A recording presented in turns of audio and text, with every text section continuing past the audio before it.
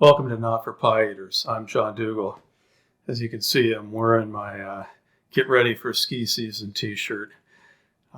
It's late fall, and at least at the time of this recording, and the ski season hasn't started yet, but we're a couple weeks away, and I'm really looking forward to it.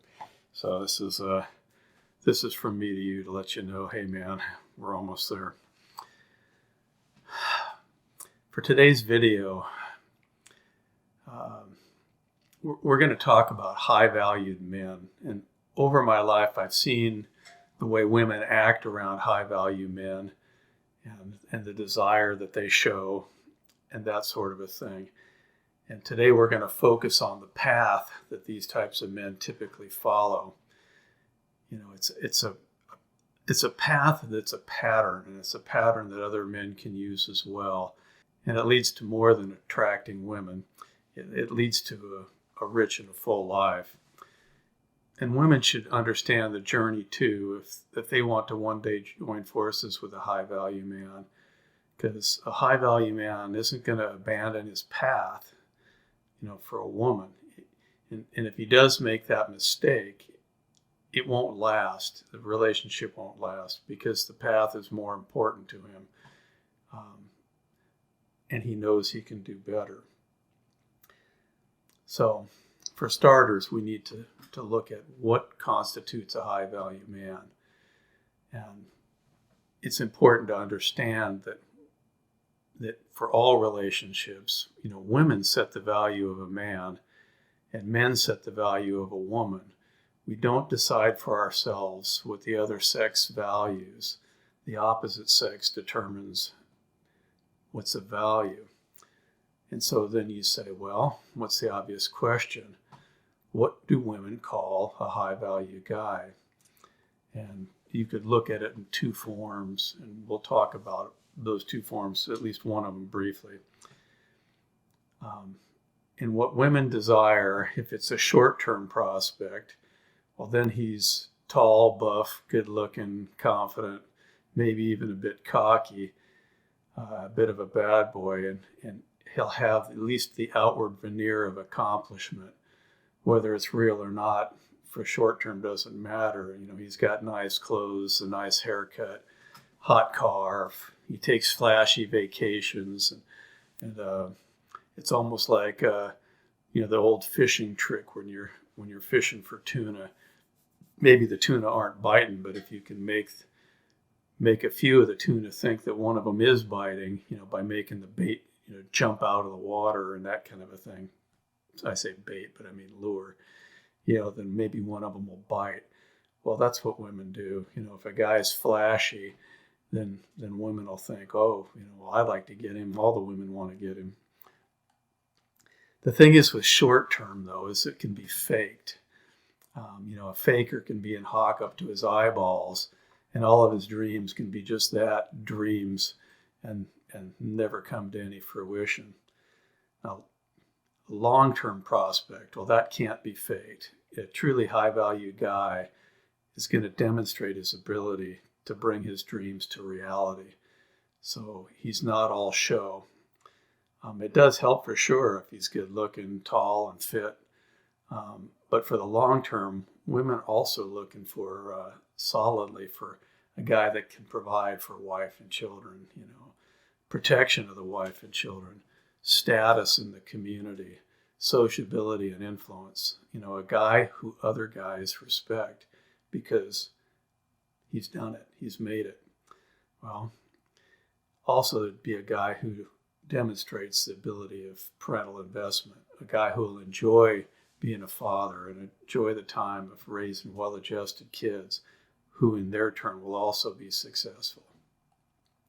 So we're going to look at the high-value man that aligns with what women want for the long term, because it's foolish to follow the pattern or the short-term flashy guy. Well, I've known quite a few high-value men, and just briefly kind of summarize them at a high level. Many are entrepreneurs. Some, made it by becoming investors and guys who've who've done really well. There's one guy in particular who just 10 years out of school, owns a fourplex and 3 houses, in addition to a nice 401k and a decent bank account. That doesn't happen without a lot of focus and determination. It's not from luck. Well, I've known men who've made it in corporate management. That's a long, arduous path. But I've known guys who've done it in an incredibly short amount of time, and they haven't done it by chance. They had a lot of, you could call it natural ability. I'd probably call it gifted upbringing. They had the right type of a personality for sure, but they had the head up because of the families they were raised in. Then I've known guys that are investment bankers, attorneys, one dentist, several engineers, and all of these guys, they've got something in common, and it's a career focus, a lifestyle focus, and a family focus. And the guys who've done well have all followed, for the most part, a similar pattern or path to get from their starting point, which is basically not much more than a vision, to where they are today. Well, these guys, for the most part, made themselves become high value. They didn't inherit it. And so, what are the traits that they've had in common along their path? Well, there's a long-term life focus and direction, an understanding of their individual abilities and limitations, including their likes and dislikes. There's an understanding of people. They're good with people, sociable, friendly. And of course, they're ambitious, but not in a way that's I want to win because I like watching you lose. It's not that type of ambitious. It's a healthy ambition. They're industrious, and basically they know also when to say yes and when to say no. And when they say no, it's because that doesn't interest me. So they're good with their time, and the things that they do apply themselves to, they're successful at. So let's take a look at I put together a chart that shows sort of this cumulative traits of this anecdotal path. Okay, we'll start on the left and then move to the right. So the little solid black dot is our starting point. And in some form or another, these successful men will look for higher education. And by that, it doesn't necessarily mean academia. It just means getting the knowledge they need so that in the future they'll be successful. And I've sort of put a note in there. The exception's been the entrepreneurs. I've known several, and they valued education, but the education was the specific skills that they would need in order to make their venture successful. In one case, it was construction, skills in concrete, framing, electrical. In another, it's property management. In all these cases, it's people skills, because you can never do it sitting in your closet, with a computer and just, that's it. I mean, maybe with rare exceptions, but it's generally not how it's done. And then one guy in particular that I know, he started as in business as an employee, and he worked his way up to becoming store manager. By that time, he learned that business in and out, and it was a fairly simple kind of a business, and the skill that he learned branched off and allowed him to either buy or start other businesses.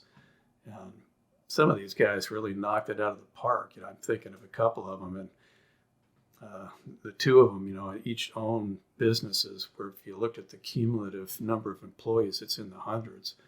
Well, do the math. If you got a couple hundred people working for you, how much money are you making? Well, in all cases, whether formally or informally, several years were spent on obtaining the knowledge needed to succeed. On the academic path, people know what that is. It's most often starting with a field where the person loves it, and then they'll go after a master's degree or even a doctorate. point is once the education's been obtained, then that's, now you're ready to start. And these high value men are then often building their career path and establishing, lifelong friends and activities that they want to pursue. Their focus is on how they want to live intentionally now, balanced with the life they want to live in the future. So they're prudent with their time, yet they still enjoy the day. They don't live for tomorrow. They value both now and tomorrow, and they keep their eye on that prize. The pastimes that they tend to develop during these years will be the ones they still continue to enjoy in the future. At this point in time, they haven't yet made it, and so any dating that they do is just about sexual attraction. They're not interested in finding a life partner because they see that as a risk to their dreams. And women, they should know that. It's like there's a for these high value guys, when they're on that path to becoming high value, there's a time where they're open to, long-term permanent relationships, and then there's a time where they're not. And anyway, these high value guys, they know that when they're in that building phase, that they're not yet ready to be a provider or put in parental investment. They see that as basically pulling them away from the big picture. So with that in mind, most of these guys, by the time they start dating intentionally, they're not in their 20s. They're generally in their early 30s and maybe even a pinch older. So keep that in mind. Okay, now you look at this guy, and he's got to the point where this dream he has for the life he wants to live, including his career or vocation, it's solidly on track, and he knows it. He likes the trajectory, and he feels like his life is unstoppable. Well, at this stage, he's probably, like I said, a bit older, and he knows that he can live the way he wants now and for the rest of his life. The money is already there, and he knows even more is going to come. And so life is just going to get better. So who does he pick? Well, he's dated enough before. He understands his worth. He understands the nature of women. And so is he going to pick a woman that's the same age as him, in his mid-30s? Men just don't work that way. Men set the value of women. Men value cues of beauty, fertility, and femininity, signs of being both a good partner and a good mother. Well, a high-value man is going to know that a woman in her mid-30s is on the quick slide to infertility, and he knows that he can do better, and he will do better. So he's looking younger. She's probably in her 20s. That's been my observation. Well, let's take a look at a few wisdom quotes to see if we can find some guidance there of what a high-value man understands. Our first verse is Genesis 3:16, and I've only taken part of the verse. This is after Adam and Eve sinned, and it's the curses that God gave to both men and women. To the woman he said, "Your desire will be for your husband, and he'll rule over you." Well, in English, that's a little bit misleading, and theologians understand that the form of this verse in its original language, where the phrase "your desire will be for your husband," it does not mean to get a husband. It means the desire to control a husband. Well, marriages are going to face power struggles. That's just the nature of it, because it's just that way after the fall. Well, a high-value man doesn't fight this. He knows this, but he's going to seek a woman who trusts his leadership and who is not strongly self-willed, so that when conflicts happen, there'll be a minimum number of these types of conflicts. Okay, next one. In Proverbs 21:19. It's better to dwell in the wilderness than with a contentious and angry woman. This again speaks to those power struggles. Because a high-value man, he sets his course, then he picks his wife, and he makes it clear that he is the captain of the ship and that he sets the course. It doesn't mean he's overbearing. It just means that he's thought about it a lot in the life he wants to live. And if a woman chooses him, she's also going to agree with the course that he's set up for a great life for both of them and for any children that come. And he's going to evaluate a woman to see if she's suitable to join him on this course with the minimum amount of conflict and contention. So he's not going to pick a woman that he thinks is going to constantly be grabbing at the ship's wheel and tries to steer in her direction. All right, Song of Songs in chapter 2. Like a lily among thorns is my darling among the young women. Well, King Solomon wrote Song of Songs, and he was already the king of Israel when he wrote this. So he was a high-value man, and he sets his course and picks his wife. In this verse, he's found her, and it's a deep verse. This was at a time where polygamy was I shouldn't say accepted, but it was not uncommon. How about that? And Solomon had already had many, many women, and he knew the nature of women. So what does he call the woman, that he values? He calls her the lily. And what does he call the rest of the women? Thorns. Well, the high-value women in Solomon's taking is the lily, and she's beautiful and wondrous and suitable for a great life partner. And most all the rest of the women are thorns. Thorns prick you, they vex you, they cause harm, and they're not suitable for a life partner. And that's a harsh statement, but Solomon was considered to be the wisest man on earth during his life. So it'd be prudent to consider his words and pay them heed that most women are thorns. Okay, another verse in Proverbs, back to Proverbs again, in chapter 30. This is the way of an adulterous woman. She eats and wipes her mouth and says, I've done no wrong. Well, a high-value man picks his course, then picks his wife. And he's going to know that these women that are attention-seeking and that life to be chased and caught, that it's an addiction. He'll know that cheating happens. He'll know that cuckoldry happens, that roughly 10% of the kids born in the midst of a marriage, the husband is not the father.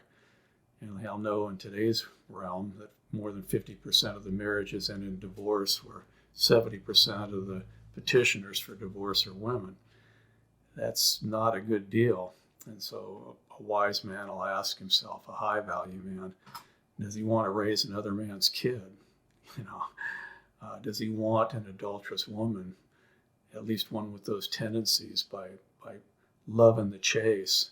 If she loves the chase all the while with other men, up until the point that, the high-value man's going to meet her, she's not going to stop loving the chase after he's in a relationship with her. So, a high-value man knows this, and he's going to run for the hills.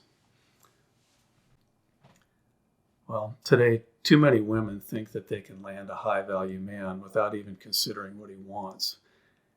And they don't have a plan to actually find a man like that and find him at the right time, nor do they understand the path that the high-value man takes. Because a high-value man is not going to be so stupid as to pick foolishly, and even if he does, he'll bail quickly. Because he wants and values a great life, and he's not going to let anything wreck that. And so if you're a man, well, then you can learn from this path and decide, what's your course going to be, and learn the prudence that a high-value man embraces.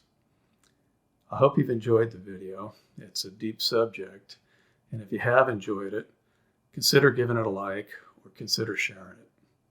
Cheers.